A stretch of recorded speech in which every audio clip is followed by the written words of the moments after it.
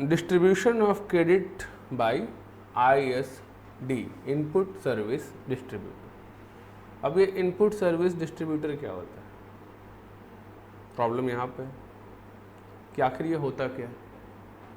पहले ये होता क्या है ये पता हो तो ना ये करेगा क्या और क्या इसका पर्पस है इस धरती पे होने का या इस एक्ट के अंदर होने का। ठीक है, तो समझिए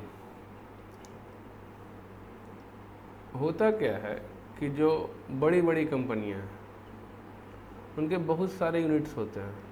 ठीक है, एक मुंबई में है, एक दिल्ली में है, एक झारखंड में है, एक आंध्र प्रदेश में है, एक कर्नाटका में है, और ऐसे ही बहुत सारे, तमिलनाडु, अलग अलग जगह, कभी कभी सेम स्टेट में 2 यूनिट 3 यूनिट। ठीक, तो अब होता क्या है, जैसे कि मान लीजिए ये इतने सारे यूनिट है, हो सकता है इनका अकाउंटिंग सेंट्रलाइज होता हो सकता है ना, अकाउंटिंग सेंट्रलाइज प्रोसेस के थ्रू होता।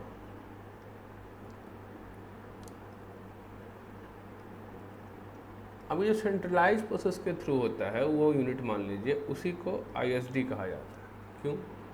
क्योंकि इस केस में सर्विस जो है वो सेंट्रलाइज्ड यूनिट ले रहा है। वो जो सेंट्रलाइज्ड यूनिट है वो अकाउंटिंग का सर्विसेज ले रहा है। ठीक है, और फिर बाकी यूनिट का अकाउंटिंग अपना कर रहा है। या और भी जैसे ट्रेनिंग प्रोग्राम है तो अलग अलग यूनिट भी अपने लिए ट्रेनिंग प्रोग्राम, अगर डिसेंट्रलाइज्ड है बिजनेस, हो सकता है कि अलग अलग यूनिट अपने लिए अपना सर्विस ट्रेनिंग का ले रहा हो, उसके लिए फंड कंपनी बस दे देता होगा, हेड ऑफिस से फंड उसे मिल जाता होगा। लेकिन जो सेंट्रलाइज्ड जहाँ पर काम होते हैं, ठीक है, जहाँ डिसेंट्रलाइज्ड नहीं है, बिजनेस स्ट्रक्चर डिसेंट्रलाइज नहीं है, जहाँ सेंट्रलाइज्ड बिजनेस स्ट्रक्चर है, उस केस में क्या होता है कि ये जो यूनिट है सेंट्रलाइज्ड यूनिट, ये एक रजिस्ट्रेशन लेता है, separate registration, as ISD, as input service distributor registered ही होता है। जब आप GST REG 1 फाइल करने जाइएगा, शायद रजिस्ट्रेशन का फॉर्म वही है, तो वहाँ पे पूछता है IM, tax payer, tax deductor, ISD, NRTP, non resident taxable person, casual taxable person, ये चीज़ें वहाँ पे पूछता है। तो वहाँ पे आप चूज़ करते हैं IM ISD, input service distributor. ISD का काम क्या होता है? ISD सिर्फ और सिर्फ इनपुट ट्रांसफ़र करने के लिए होता है।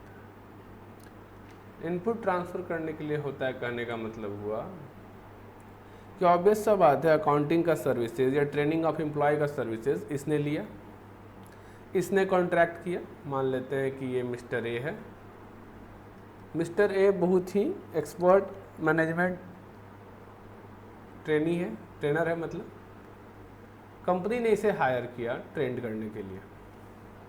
अब हायर तो उस केस में ISD ने किया, बट सर्विस यूटिलाइज कौन करेगा? हो सकता है सर्विस ये यूटिलाइज करे, ये भी करे, ये भी करे, ये भी करे और ये भी करे, ये लोग ना करें, तो बस इनमें बटेगा। हो सकता है सारे करें तो सारों में बटेगा।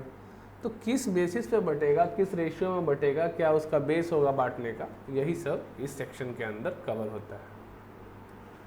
तो ISD का बेसिकली यूज़ जो होता है बड़े बड़े कंपनियों में, जहाँ सेंट्रलाइज्ड प्रोसेसिंग यूनिट है, बहुत सारी सर्विसेज, सिर्फ सर्विसेज याद रखिएगा, इनपुट सर्विस, गुड्स के केस में प्रॉब्लम ही नहीं है। ठीक है, सर्विस के लिए सर्विस तो यूज़ सारे करेंगे, लेकिन हायर ये कर रहा है, मतलब बेसिकली सर्विस ले ये रहा है, इसलिए एक ISD यूनिट बनाया जाता है। ISD यूनिट क्या कहता है कि मैं सर्विस ले रहा हूँ सारी कंपनी के बिहाफ पे। ठीक है, मुझे मिस्टर ए जो है, ऑब्वियस बात है मिस्टर ए के लिए बहुत लेंदी वर्क होगा कि इसको इनपुट, इसको इस पे, इसके नाम पे बिलिंग कर रहा है, इसके नाम पे बिलिंग कर रहा है, इसके नाम पे, मतलब कि 10-15 ब्रांचेस के नाम पे, या बड़ी बड़ी कंपनियों में 100 ब्रांचेस भी होती हैं, 120 ब्रांचेस भी होती हैं। ठीक है, तो 100-150 ब्रांचेस को अलग अलग बिलिंग करने के बजाय ये सिर्फ और सिर्फ ISD को बिलिंग कर देता है। और ISD जो है किस आधार पे करेगी आगे देखेंगे, वो जो भी बेसिस है उस बेसिस पे इन लोगों को बांट देती है इनपुट को। अब यहाँ पे सवाल आता है कि कैसे बांटेगी, अगर उसको CGST SGST मिला है तो क्या वो CGST SGST के रूप में जाएगा कि IGST के रूप में जाएगा, ये हम लोग आगे इसी चीज़ को समझेंगे कि वो ट्रांसफ़र किस रूप में करेगा ISD को किस रूप में मिलेगा और ISD उसको आगे किस रूप में फॉरवर्ड करेगा डिफरेंट यूनिट्स को। समझ गए? तो अब हम लोग चलते हैं सीधा एनालिसिस पार्ट में। बेस आपको समझ में आ गया, ISD का पर्पस क्या है।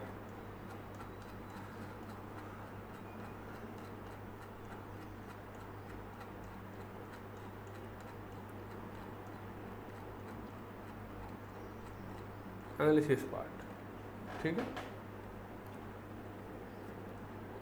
क्या लिखा हुआ है? ISD इनपुट सर्विस डिस्ट्रीब्यूटर नाम है, इनपुट सर्विस का डिस्ट्रीब्यूट करने वाला, input service distributor, input service का डिस्ट्रीब्यूट करने वाला, ठीक है। उसको मिलता है इनपुट सर्विस, माने इनपुट ऑफ सर्विस, जो भी सर्विस रिसीव किया उसका इनपुट मिलता है।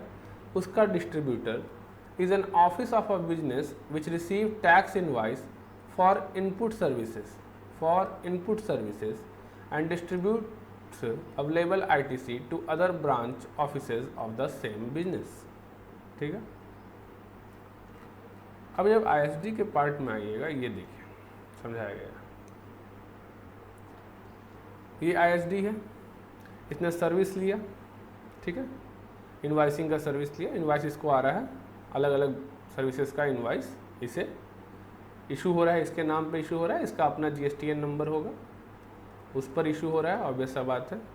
इसके GST पे सारा बिलिंग इन लोगों ने कर दिया। अब इसके पास आ गया इनपुट सर्विस, माने इनपुट ऑफ सर्विस, ठीक है। मैंने आपको पहले ही बताया था, जब भी बुक में इनपुट लिखा है ज़्यादातर वो गुड्स का बात करता है इस चैप्टर में ITC के लिए, ठीक है। जब तक और फिर अगर इनपुट सर्विस लिखा है तो वो बात करता है सर्विस के इनपुट के लिए, और नहीं तो अन्यथा वो इनपुट ऑफ कैपिटल गुड्स बोलता है, उसका मतलब वो तब वो कैपिटल गुड्स का बात कर रहा होता है। यहाँ पर उसने क्लियरली मेंशन किया है इनपुट सर्विस, कहने का मतलब सर्विस का इनपुट, जो भी सर्विस ये रिसीव करेगा ISD उसका। अब ये इनको बांटेगा, शर्त क्या है, अपने ही यूनिट को बांटता है जो सेम पैन के अंदर है। GSTN जो 15 डिजिट का होता है उसका बीच का 10 डिजिट पैन नंबर होता है, ठीक है। तो वो जो 10 डिजिट है इसका और इसका सेम होगा, ठीक। तो इनको ISD डिस्ट्रीब्यूट करेगा। समझ गए? देखिए आपको मैंने बताया था ये सेपरेट रजिस्ट्रेशन ISD अपना लेता है IM इनपुट सर्विस डिस्ट्रीब्यूटर, ठीक। वहाँ पर रहता है IM tax payer, IM tax deductor, IM ISD choose करता है, समझ गए। और ये कंपलसरी रजिस्ट्रेशन है, अगर आप एज ISD वर्क कर रहे हैं तो आपको कंपलसरी रजिस्ट्रेशन लेना पड़ेगा ISD का, ठीक। सवाल आता है क्या एक कंपनी के मल्टीपल ISD हो सकते हैं, सवाल ये है, ठीक है। तो हो सकते हैं, आप चाहें तो एक कंपनी के 2 ISD, 3 ISD, 4 ISD भी हो सकते हैं। क्या लिखा हुआ है? Yes, different office of a company like marketing division, उसका अपना एक ISD होगा, सिक्योरिटी डिवीज़न उसका अपना एक ISD होगा, प्रोडक्शन डिवीज़न होता है उसका अपना एक ISD होगा, ठीक है, प्रोक्योरमेंट डिवीज़न उसका अपना ISD होगा। तो ISD डिवीज़न वाइज बेसिस पे अलग अलग हो सकता है, चाहे विद इन अ डिवीज़न भी हो सकता है, रीजन वाइज हो, ठीक है। मतलब नॉर्थ रीजन के लिए एक ISD, साउथ रीजन के लिए एक ISD बना रखा हो कंपनी ने, ताकि काम इजी हो, सिंप्लीफाइड हो। तो हाँ, ISD चाहे मैंने कंपनी चाहे तो मल्टीपल ISD ले सकता है, इसमें कोई दिक्कत नहीं। अब सवाल आता है डिस्ट्रीब्यूशन का, बेसिक सवाल डिस्ट्रीब्यूशन का ही है। प्रॉब्लम तो इसमें कहीं है ही नहीं कि ISD को इनपुट आया ISD बांटेगा पर कैसे बांटेगा। मैंने ISD को हो सकता है कि ये जो ISD है, चलिए अपने डायग्राम से ही समझ लेते हैं। ये जो ISD है और ये मान लीजिए एक सर्विस प्रोवाइडर है, ठीक है। ये सर्विस प्रोवाइडर जो इसने इनवाइस किया, ये वाला इनवाइस, ठीक है। ये जो सर्विस प्रोवाइडर है दोनों सेम स्टेट में है, दोनों सेम स्टेट में है, ठीक है। मान लेते हैं फॉर एग्जांपल ये भी महाराष्ट्र में है, ये भी महाराष्ट्र में है, तो ऑब्वियस से बात है ये जो बिल आया होगा इसके साथ CGST SGST आया होगा, ठीक है। या हो सकता है SGST की जगह UTGST होगा। वैसे खैर महाराष्ट्र में तो SGST ही होगा, मैं बता दे रहा हूँ कि अगर हो सकता है कि अगर यूनियन टेरिटरी में हो तो UTGST होगा, ठीक है। अब मान लेते हैं ये वाला, इसका सप्लायर दूसरे स्टेट में, ये मान लेते हैं कि ये झारखंड में। अगर ये झारखंड में है और ये अपना महाराष्ट्र में है, ऑब्वियस सा बात है ये IGST दिया होगा। अब दिक्कत कहाँ आया? दिक्कत ये आया कि इसके पास है CGST, इसके पास है IGST, ठीक है। बट ये इनको कैसे ट्रांसफ़र करें? मान लेते हैं ये यूनिट महाराष्ट्र में ही है, ये भी यूनिट महाराष्ट्र में ही है, पर ये जो यूनिट है ये यूनिट गोवा में है, या ये वाला यूनिट दिल्ली में है। तो अब महाराष्ट्र वाले यूनिट को क्या CGST, SGST, CGST, SGST transfer होगा, IGST एज अ IGST ही ट्रांसफ़र होगा, ठीक है। या फिर जो गोवा वाला यूनिट है उसको CGST, SGST as a IGST होगा, या एज अ CGST, SGST होगा।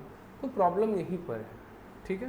प्रॉब्लम क्या है कि इनपुट सर्विस डिस्ट्रीब्यूटर जब बांटने जाएगा इनपुट, तो दिक्कत क्या होता है कि क्या अगर ये सेम स्टेट में था, इसने दिया CGST, SGST, ये भी सेम स्टेट में है, तो अब इसे कैसे ट्रांसफ़र करें एज अ CGST, SGST? या ये वाला बंदा जिसने दिया IGST, तो इसके पास है IGST, बट ये दोनों सेम स्टेट में है, तो अब IGST को कैसे ट्रांसफ़र करें एज अ CGST, SGST या as a IGST?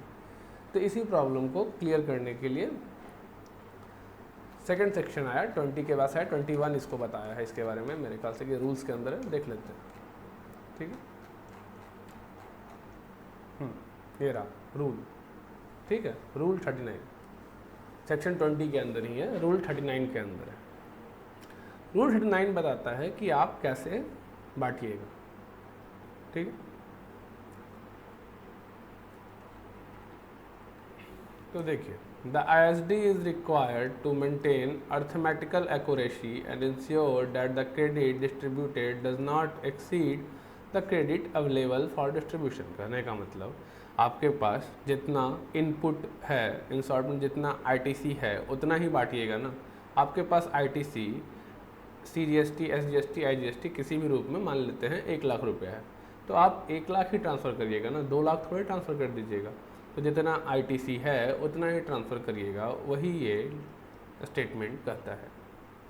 Further in distribution the credit among different location of entity which are supplying goods or service and have same PAN as that of ISD, it must follow these principle, ठीक है। सबसे पहला principal बोला जो मैंने आपको पहले बताया था, अगर आपके पास 50 यूनिट है लेकिन सिर्फ 4 यूनिट ने उस सर्विस का यूज़ किया है, तो सिर्फ उस 4 यूनिट को ही बांटिएगा। वही लाइन ये कह रहा है, The credit connected to an input service must be distributed only to the particular recipient to whom the input service is attributable। In short, जिस recipient ने उस सर्विस का इस्तेमाल किया है, मतलब जिस यूनिट ने, ठीक है, ISD के पास इनपुट आ गया, उसके पास हो सकता है बहुत सारा यूनिट हो, ठीक है, लेकिन सिर्फ यही 2 यूनिट उस सर्विस का यूज़ कर रहा हो, तो ISD सिर्फ इसी 2 यूनिट को बांटेगा, ना कि इसको बांटेगा। क्यों नहीं बांटेगा? हाँ, जनरल ITC हमने सब यूज़ कर रहा है, सबको बांटेगा, लेकिन मुझे पता है कि सिर्फ इन दोनों के लिए ही है, तो सिर्फ इन दोनों को ही बांटा जाएगा, ठीक है। If the input service is attributable to more than one recipient, ठीक है। सबसे पहले इसके बारे में फर्स्ट लाइन में एक और चीज़ था, मैंने फर्स्ट सेकंड लाइन को आप एक ही लाइन मानिए। एक और चीज़ क्या था, हो सकता है सिर्फ यही यूज़ कर रहा हो, तो सिर्फ इसी को बटेगा, ठीक है, तब सिर्फ इसी को मिलेगा, ये भी वो कहता है। कहने का मतलब सिंपल है, जो यूनिट उस सर्विस को यूज़ करेगा उसी को मिलेगा, ठीक है। If the input service is attributable to more than one recipient the relevant ITC is distribute. अब आता है डिस्ट्रीब्यूशन का, जैसा इस केस में था, जब 2 को मिला तो बांटना पड़ेगा ना। मान लेते हैं 1 लाख रुपया है, तब 1 लाख का कितना हिस्सा इसको जाएगा और कितना हिस्सा इसको जाएगा, कैसे पता करेंगे? तो वो जो बेसिस है, वो जो आधार है बांटने का, वो बेसिकली है in the ratio of turnover of the recipient in state UT, ठीक है, to the aggregate turnover of all the recipient to whom the input service is attributable. मतलब उस केस में इन दोनों का टर्नओवर जोड़ लीजिए, वो बन जाएगा आपका डिनोमिनेटर, ठीक है, और डिवाइड बाय ऊपर क्या नोमिनेटर में क्या आ जाएगा, जिस यूनिट का लेना है उसका टर्नओवर। समझ गए? टर्नओवर इन स्टेट, आपको मैंने पहले ही बताया था टर्नओवर इन स्टेट और एग्रीगेट टर्नओवर के बीच का डिफरेंस क्या है, समझ गए। तो एग्रीगेट टर्नओवर मतलब इन दोनों यूनिट का, अभी के लिए इन दोनों यूनिट का ही जोड़ करके एग्रीगेट टर्नओवर आप निकालिएगा। ये नहीं कि कंपनी एज अ होल का एग्रीगेट टर्नओवर का यूज़ करिएगा, सिर्फ इन दो यूनिट का एग्रीगेट टर्नओवर लेना है। मैं दोनों का टर्नओवर इन स्टेट को जोड़ दीजिएगा तो एग्रीगेट टर्नओवर आ जाएगा। ऊपर क्या आ जाएगा, turnover in state of unit A, unit B, unit C करके, वो आपका रेशियो होगा बंटवारा करने का, समझ गए। ITC pertaining to input service which are common for all, सबके लिए है, ठीक है। तो हमने पहला केस देखा सिर्फ एक यूनिट के लिए है तो सिर्फ उसी को बटेगा, सिंगल यूनिट। फिर हमने देखा मल्टीपल यूनिट, ठीक है। और थर्ड जो है वो है कॉमन, कॉमन मतलब सारों के लिए, सारे यूनिट के लिए, ठीक है। तो भी उस केस में भी जो रेशियो यहाँ हमने पढ़ा वही रेशियो अप्लाई होगा यहाँ पे। इस केस में सारे यूनिट का कंपनी एज अ होल का एग्रीगेट टर्नओवर ले लेना है, क्योंकि सारा यूनिट आ गया है। Divide by turnover in state A, state B, state C, मैंने व्यवस्था बात है अलग अलग यूनिट का अपना। D, both ineligible and eligible ITC are distributed separately, समझ गए। जो भी इनएलिजिबल और एलिजिबल ITC दोनों बांटना है, ठीक है। जो ITC अवेलेबल नहीं है वो भी बांटना है, जो ITC अवेलेबल है वो भी बांटना है, दोनों ITC को बांटना है आपको। ये नहीं देखना है कि हम यार ये ITC तो ब्लॉक है या ये ITC तो अवेल नहीं कर सकता तो इसे हम नहीं बांटेंगे, नहीं। ISD का काम है सारा ITC बांटना, वो यूनिट जानेगा कि क्या करेगा। ITC of CGST, SGST, IGST are distributed separately, सबको अलग अलग बांटना है। हाँ भाई, proportionate distribution of credit to more than one recipient, ठीक है। ये तो बात हो गया टर्नओवर का यूज़ करना है, बट किस पीरियड का टर्नओवर, सवाल आता है ये, किस पीरियड का एग्रीगेट टर्नओवर, ठीक है। तो जो वो जो एग्रीगेट टर्नओवर होना है वो दिया है ड्यूरिंग द रिलेवेंट पीरियड। अभी ड्यूरिंग द रिलेवेंट पीरियड क्या है, तो ड्यूरिंग द रिलेवेंट पीरियड है के बारे में हम लोग अब समझेंगे, ठीक है। कहा गया for working out such pro rata distribution as mentioned in B and C above, the turnover during the relevant period is to be considered both for turnover of recipient in a state UT as well as for aggregate turnover of all recipient. Relevant period for working out the above distribution is the previous financial year, previous financial year, पिछले साल का turnover लेना है। If all the recipient of credit had turnover in their state UT during that year, कब, जब सारा unit का पिछले साल टर्नओवर था तब पिछले साल का टर्नओवर लेना है। लेकिन हो सकता है कि कुछ का या सारों का, ठीक है, सबके सब का टर्नओवर ना हो पिछले साल, तो क्या करिएगा, तो कहा तो फिर लास्ट क्वार्टर पे आ जाते हैं। लास्ट क्वार्टर में क्या था, ठीक है, जहाँ पे सारे रिसिपिएंट का अवेलेबल है, prior to the month for which credit is to be distributed will be relevant period.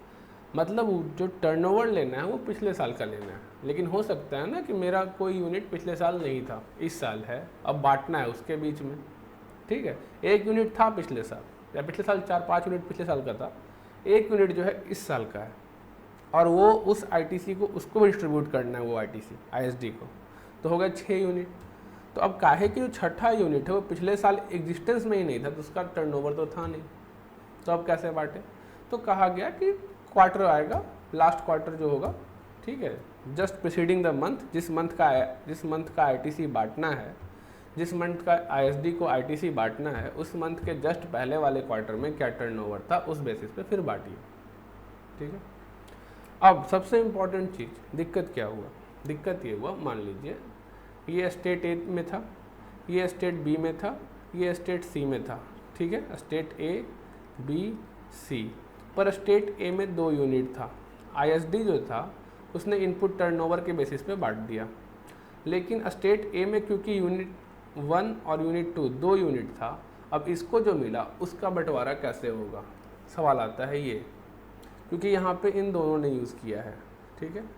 तो पहला बंटवारा तो हमने कर दिया, कैसे किया हमने, पहला बंटवारा हमने टर्नओवर के बेसिस पे, उस स्टेट के टर्नओवर के बेसिस पे, उस स्टेट A में क्या state in turnover in state A, turnover in state B, turnover in state C के बेसिस पे हमने बंटवारा कर दिया। लेकिन जब हम स्टेट ए के अंदर गए तो पता चला स्टेट ए के अंदर तो 2 यूनिट था या 3 यूनिट था या 4 यूनिट था। अब क्या करें? तो बोला गया if there are 2 or more location of recipient in a state UT, the sum of their turnover is to be considered in working out the proportion. तो उनका सम लेना है, पहला बंटवारा तो उसी के बेसिस पे कर देना है, ठीक है। Of credit that will distribute to that registration, this is because PAN number will have a single registration for all the location within a business vertical state this and that, ठीक है।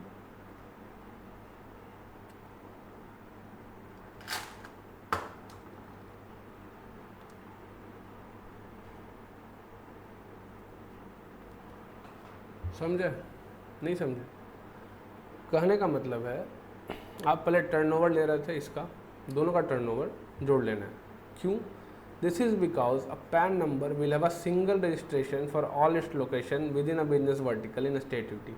एक state UT में जब 2 unit registered होता है तो दोनों का GSTN नंबर सेम ही होता है, समझ गए? लेकिन क्वेश्चन इस वाले मैंने कि सेक्शन जो है इस वाले पार्ट को नहीं बता पाया। किस वाले पार्ट को? कि एक स्टेट के अंदर हम सेपरेट रजिस्ट्रेशन भी लेते हैं सेम पैन से, ठीक है। जब हम सेम पैन से ऑब्वियस बात है कोड सेम रहेगा, 10 डिजिट सेम रहेगा, चेकसम भी सेम रहेगा। पॉसिबिलिटी है, चांसेस है, मुझे उसके बारे में आइडिया नहीं है, बट सेक्शन कहीं इसके बारे में लिखता नहीं है कि अगर एक स्टेट में ठीक है 2 यूनिट है तो ठीक है, बट सेपरेट रजिस्ट्रेशन अगर ले रखे हैं, ठीक है, ये अलाउ है ना हमें। ए विद इन अ स्टेट हम मल्टीपल रजिस्ट्रेशन ले सकते हैं, विद इन अ स्टेट हम मल्टीपल रजिस्ट्रेशन ले सकते हैं, कोई रोक टोक नहीं है, ठीक है। तो उस वाले केस में क्या करना है, ये मेरे ख्याल से रूल के अंदर नहीं है कहीं, ठीक है।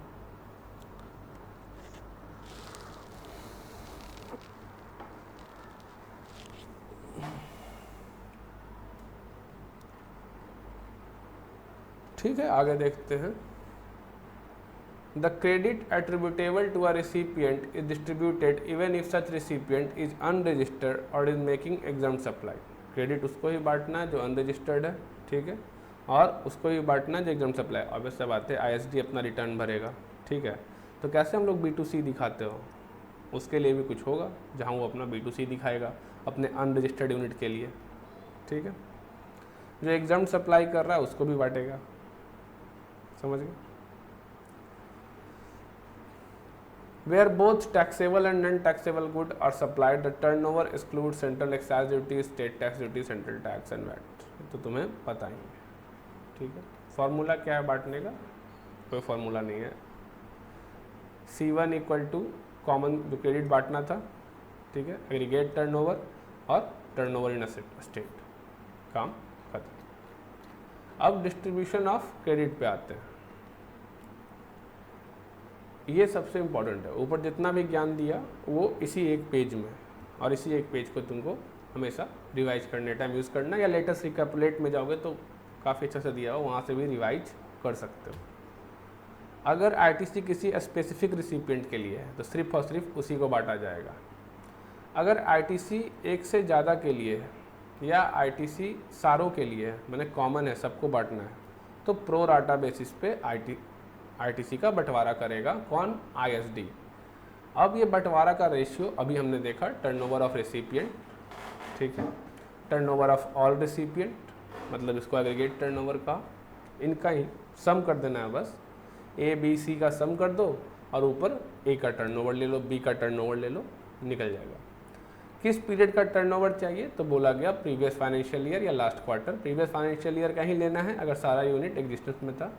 अगर किसी यूनिट का टर्नओवर नहीं है तो उस केस में last quarter prior to month of distribution for which turnover of all recipient is available, ठीक है। Ineligible credit also to be distributed in the above manner. सिर्फ एलिजिबल नहीं, इनएलिजिबल क्रेडिट को भी बांटना है। अब एक क्वेश्चन है, आइए देखते हैं। ABC limited a confectionery manufacturer had paid bills of an advertising company amounting to ₹24 lakh. Advertising company को 24 लाख रुपया दिया। For advertising comparison for 2 variety of cake which are manufactured at separate location in Pune and Bengaluru. ठीक है, अपना 2 unit, एक पूना में एक बेंगलुरु में, ABC लिमिटेड का 2 यूनिट, एक पूना एक Bengaluru. The company had total turnover of 112 crore in the previous financial year. The turnover of Pune unit was 5 crore and turnover of Bangalore unit was 10 crore. The aggregate turnover, इस केस में आप क्या लीजिएगा, एडवर्टाइजिंग सर्विस का यूज़ किस 2 यूनिट ने किया, इसने और इसने, तो इसका मतलब टर्नओवर ये नहीं आएगा, 10 और 5 15 करोड़, 5 भागे 15 करोड़ होगा। समझ गए? Turnover here is taken as 15 crore as advertising was for cake which are manufactured at those 2 unit only. समझ गए? तो जो ITC है वो सिर्फ पूना और बेंगलुरु वाले यूनिट को बांटना है, तो टर्नओवर ही बस उसका लेना है, 5 और 10। समझ में आ गया? कैसे बांटोगे? 5 और 10 का रेशियो क्या हुआ, 5/10, 5/50। ठीक है, 5/15, एक को बांटेंगे और एक को बांटेंगे 10/15, या फिर क्या 1:2, 5/10, 1:2 के रेशियो में। ठीक है, अब चलो बांटने का बात तो हो गया कि ऐसे बांटेंगे वैसे बांटेंगे, कौन सा बेस होगा। ठीक है, बट CGST जाएगा कि IGST जाएगा कि SGST जाएगा, प्रॉब्लम ये आया। तो बोला गया recipient located in same state UT, अगर सेम स्टेट UT में है तो जो CGST SGST है वो CGST SGST के रूप में ही जाएगा। ठीक है, अगर recipient located in different state UT तो जो CGST SGST है वो IGST के रूप में जाएगा। ठीक है, और IGST जो है उसमें कुछ करना ही नहीं है, अगर सेम स्टेट में भी है तो भी IGST, डिफरेंट स्टेट में भी है तो भी IGST। कहने का मतलब ISD और यूनिट अगर सेम स्टेट में है तो भी IGST, डिफरेंट स्टेट में है तो भी IGST। समझ गए? लेकिन CGST SGST के लिए कहा गया अगर सेम स्टेट में है तो CGST SGST, डिफरेंट स्टेट में है तो वो एज अ IGST जाएगा।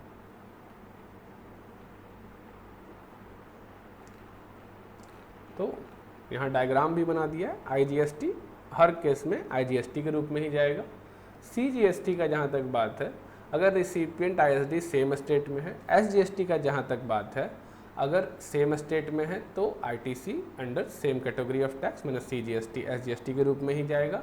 लेकिन SGST SGST ये बना हुआ है, दोनों को लेके बता रहा है ये एरो, अगर दूसरे स्टेट में है रिसिपिएंट, मैंने मेरा यूनिट दूसरे स्टेट में है तो एज अ IGST जाएगा, CGST SGST। ठीक है, अब एक क्वेश्चन है, ये रहा। The corporate office of ABC is at Bengaluru with its business location of selling and servicing of goods at Bengaluru. ठीक है, चेन्नई, मुंबई एंड कोलकाता, मतलब बेंगलुरु में इसका कॉर्पोरेट ऑफिस है और बेंगलुरु और इन 4 जगहों से ये अपना काम करता है। ठीक है, software licence and maintenance is use at all location, एक सॉफ्टवेयर लाइसेंस ले रखा है और मेंटेनेंस का सर्विस ले रखा है, जो कि सारा यूनिट यूज़ करता है। लेकिन इनवाइसिंग जो है सिर्फ और सिर्फ कॉर्पोरेट ऑफिस को किया जाता है। तो कॉर्पोरेट ऑफिस यहाँ पे है ISD। Since the software is used at all the 4 locations, the ITC of entire service cannot be claimed at Bengaluru. The same has to be distributed to all 4 locations. For that reason, the Bengaluru corporate office has to act as ISD to distribute the credit. If corporate office of ABC Limited and ISD situated in Bengaluru receive invoice indicating 4 lakh of CGST, 4 lakh of SGST, 7 lakh of SGST. It can distribute the ITC of CGST, SGST as well as IGST of 15 lakh, 7, 4, 11, 4, 15 lakh amongst its location at Bengaluru, Chennai, Mumbai, Kolkata through an ISD invoice containing the amount of credit distributed. यही है वो ISD invoice जो तुमने शुरू में पढ़ा होगा कि इनपुट लेने के लिए हमें इनवाइस चाहिए या ISD इनवाइस चाहिए, तो वही है ISD इनवाइस। अब ये है एक सबसे अच्छा एग्जाम्पल, इलस्ट्रेशन 1। इसे हम लोग समझेंगे और इसी के साथ मेरे ख्याल से ये ख़त्म ही है, ज़्यादा कुछ है नहीं।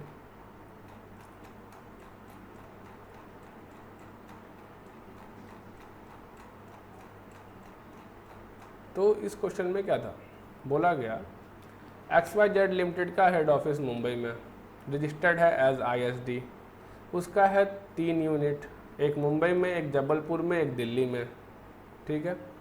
उसके पास जुलाई महीने में CGST पेड हुआ है सर्विस के लिए 3 लाख, और IGST, CGST, SGST paid on service use for all unit, ये सिर्फ मुंबई यूनिट के लिए था। तो ये 3 लाख जो है सिर्फ और सिर्फ मुंबई यूनिट को मिलेगा, ठीक है।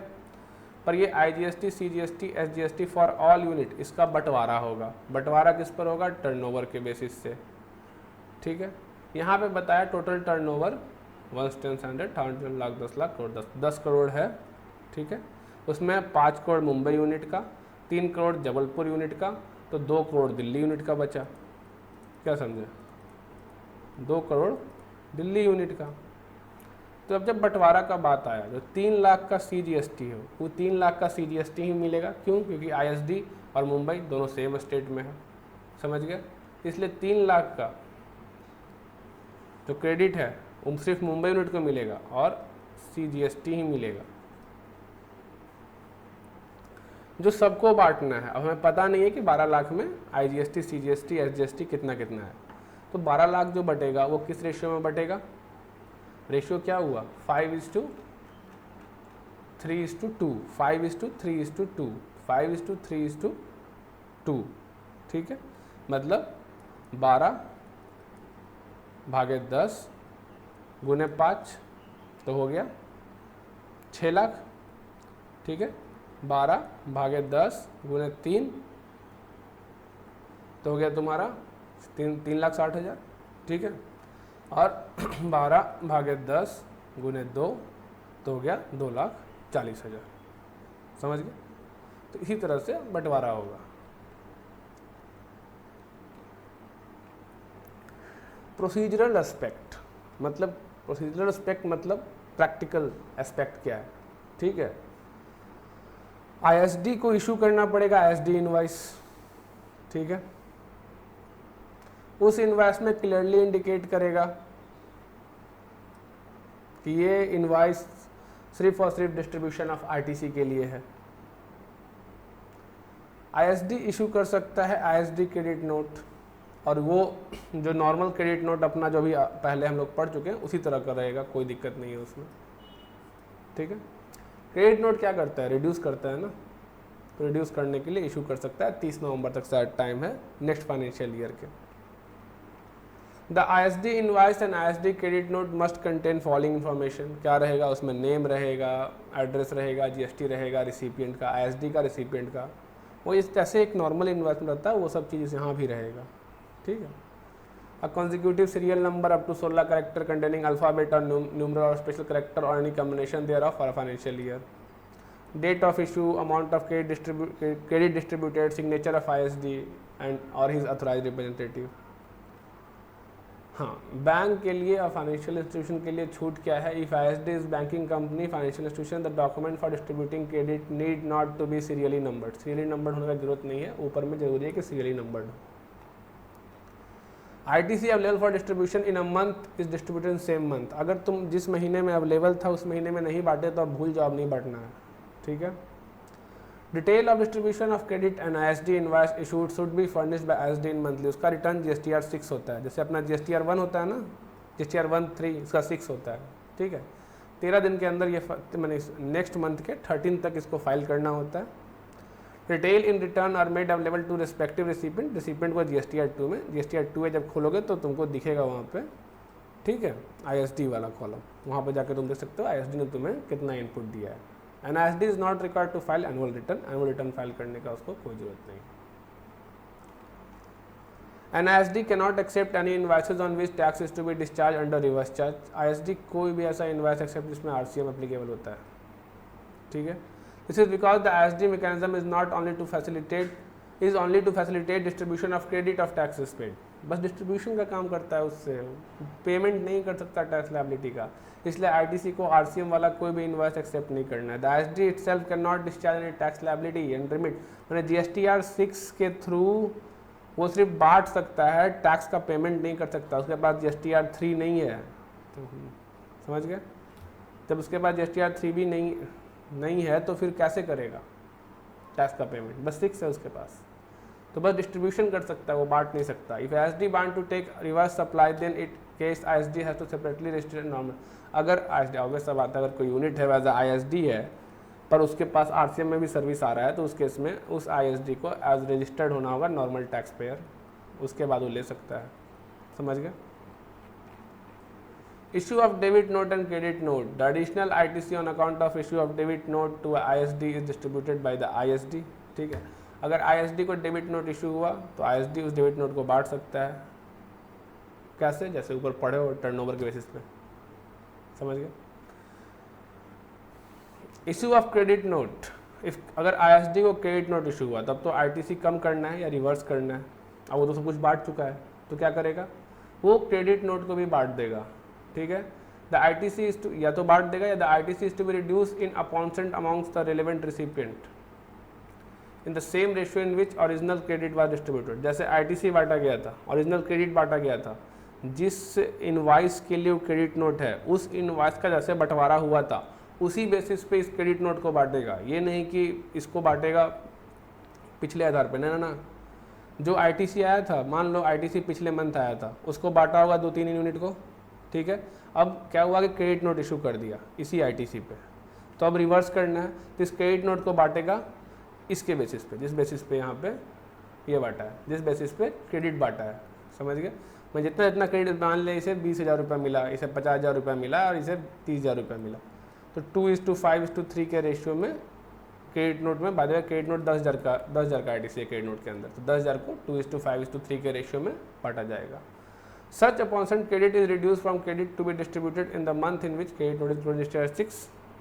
ठीक है, या रिड्यूस कर देगा बांट करके, बांट तो लिए। ठीक है, अब क्या करेंगे? अब जो क्रेडिट बांटना है उनको इस महीने में, उसमें रिड्यूस कर देंगे, फिर जो बचेगा वो बांटेंगे। ठीक है, लेकिन किसी कारण से जो क्रेडिट बांटना है, ठीक, opportunity credit exceed the credit to be distributed, the same is added to output tax liability. तो उस केस में आउटपुट टैक्स लायबिलिटी में उसके ऐड कर, मतलब नेगेटिव आ गया। ठीक है, उसको जो क्रेडिट इस मंथ में बांटना था और इसको माइनस करने के बाद नेगेटिव आ गया, तो क्या करेंगे? कुछ नहीं, उसको आउटपुट टैक्स में ऐड करना पड़ेगा उसको डिस्ट्रीब्यूट करने के बाद। ठीक,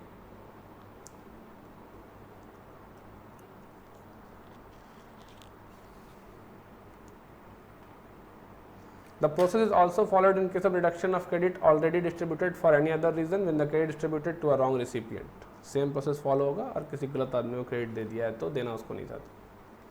अगर एक्सेस क्रेडिट दिया तो क्या करेगा? तो रिकवरी करना है इंटरेस्ट के साथ। ठीक है, किससे रिकवरी करेगा? रिकवरी आईएसडी से नहीं करेगा डिपार्टमेंट, रिकवरी डिपार्टमेंट जाके करेगा उस रिसिपिएंट से जिसको एक्सेस मिला है। ठीक है, if the IST has distributed excess credit to any recipient, the excess will be recovered from the recipient with interest. ठीक है, if it was tax not paid by initiating action under section 73-74, कोई दिक्कत? ISD से नहीं वसूलेगा, हाँ ISD पे penalty लगा सकता है। ISD would also be liable to general penalty, वसूलेगा जाके किससे? डिपार्टमेंट। समझ गए। तो ये था आपका आईएसडी। इन शॉर्ट कुछ खास नहीं है, क्वेश्चन जल्दी आता नहीं है, बट काफ़ी अच्छा चैप्टर है, काफ़ी अच्छा मेरा चैप्टर का है, काफ़ी अच्छा टॉपिक है। ठीक है, इस टॉपिक में कुछ खास नहीं है, आपको मेन बस ये है, यही आपका मेन है, बस कैसे बंटवारा होना है और कुछ नहीं है, और बेसिस क्या है। उसके बाद आता है यूटिलाइजेशन ऑफ आईटीसी, ये हम लोग नेक्स्ट लेक्चर में